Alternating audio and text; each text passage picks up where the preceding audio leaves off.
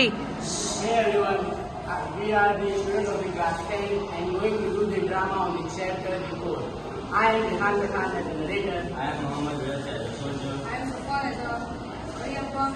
I am Ibrahim as a tourist. So let's start the drama. Welcome to the land of coffee and courage. Food nestled between Mysore and Mangalore.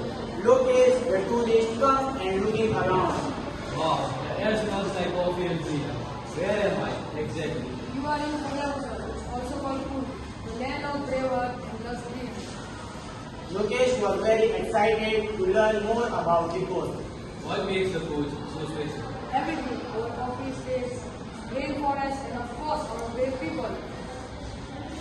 Urmis are known for their hospitality and their martial traditions. Even today, many proudly serve in the Indian Army. They both go to meet the soldier Colonel Mukhan. Greetings. I am Colonel Mukhana of the 3rd Food Regiment. We are known for our courage and discipline. You must be proud to belong here. Indeed, goods are the only people in India without the permitted to carry a license. Our tradition comes from Greek or other countries, maybe even Alexander's army. The martial wing and the warrior spirit run deep in the coast vein.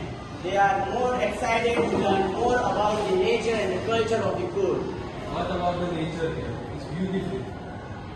Food is home to the Kaveri River, elephants, rainforests, and Mandalpatti hills.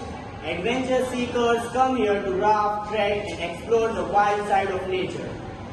Truly, Kutch is a blend of natural beauty, rich culture, and bravery. Lokesh thanks them both and said to them. Thank you. I'll never forget this place. Come back soon. Goods always welcome to India open arms. The work of coffee and warm